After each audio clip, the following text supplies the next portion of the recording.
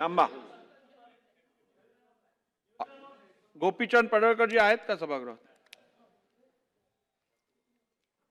सन्माननीय अध्यक्ष महोदय, आपण जी सूचना दिलेली आहे त्याचं तंतोतंत पालन करेन आणि काल जी घटना घडलेली आहे त्याच्याबद्दल मी खेद व्यक्त करतो, आपली दिलगिरी व्यक्त करतो.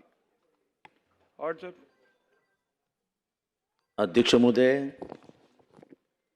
आपण बोलत असताना असं म्हणालात की नितीन देशमुख हे माझ्याबरोबर आलेले होते. तर सभागृहात येताना मी दररोज एकटाच येतो. माझ्याबरोबर मी कधीही कोणाला आणत नाही. माझ्या मागे फक्त माझा PA चालत असतो, त्याच्याशिवाय माझ्याबरोबर कोणीही नसतं. मी कधीही कोणाच्या पासवर सही करत नाही आणि कोणाला पासही इश्यू करत नाही. त्याच्यामुळे रेकॉर्डवर चुकीचं येऊ नये की नितीन देशमुख यांना मी घेऊन आलो होतो, आपल्या ताब्यात आहेत ते, त्यांना आपण विचारा ते कसे आले होते. त्यामुळे मी हे कृत्य करण्यास भाग पाडलं असं कुठेही महाराष्ट्रात समज होऊ नये म्हणून मी स्पष्टीकरण देतो आहे. चुकीचं रेकॉर्डवर येऊ नये. काल जेव्हा ही घटना घडली तेव्हा मी सभागृहातच नव्हतो, मी परिसरात पण नव्हतो. मी जेव्हा ही घटना घडली तेव्हा मरीन लाईन्समध्ये होतो. त्याच्यामुळे ह्या घटनेशी डायरेक्ट किंवा इनडायरेक्ट असा माझा कुठलाही संबंध नाही. मी ही घटना घडावी म्हणून कोणाला उद्युपित केलं का, तर तसंही केलं नाही. मी कोणाला खुणवलं का, तर तसंही केलं नाही. राहिली गोष्ट ह्या लोकशाहीच्या मंदिराची, ही मंदिरात घडलेली घटना कोणीही घडवली असेल, कशीही घडली असेल, तर या मंदिराच्या ह्या इमारतीच्या प्रत्येक दगडामध्ये लोकशाही जिवंत आहे. हा मंदिरात झालेली ती अप्रिय घटना ही कशी घडली, काय घडली, हे माननीय मुख्यमंत्र्यांनाही आम्ही सांगितलं. TV सगळ्या चॅनल्सवरतीही आहे आणि त्याच्या जवळपास मीही आपल्याला कुठे दिसत नाही आहे. त्यामुळे झालेली घटना कोणामुळे घडली, का घडली याच्याबद्दल मला बोलायचं नाही.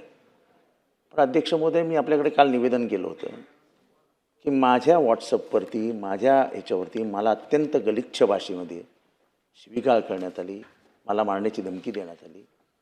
मला बोलू द्या अध्यक्ष महोदय. त्याच्याबद्दल या विषयावरती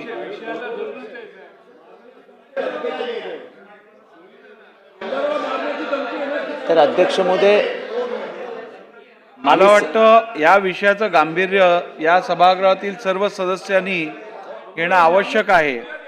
तुम्हाला इतर सगळ्या गोष्टी ज्या आहेत त्या तुम्ही यापूर्वी दालनात येऊन मला सांगितलेल्या आहेत. त्या सगळ्या गोष्टींचा विचार करून ऐकून घ्या, सुरक्षा रक्षकांकडनं नाही, हे काय योग्य नाही. तुम्हाला हा विषय जर पॉलिटिसाइज करायचा असेल तर हे योग्य नाही. मला वाटतं आपल्याला सभागृहाच्या भावने उल्लेख करायला बंदी करणं योग्य नाही.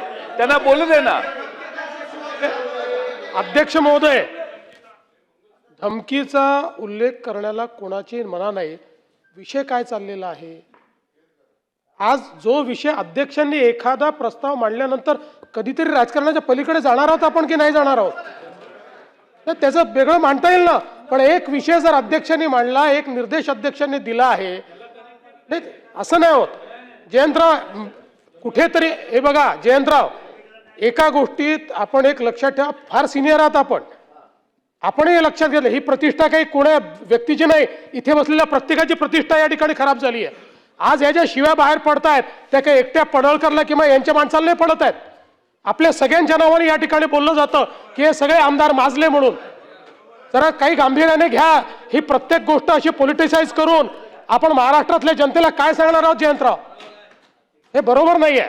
अशा प्रकारे समर्थन करणं योग्य नाहीये. आता isakal.com आहे देशातील नंबर 1 ची मराठी न्यूज वेबसाईट. प्रत्येक अपडेटसाठी isakal.com ला नक्की भेट द्या.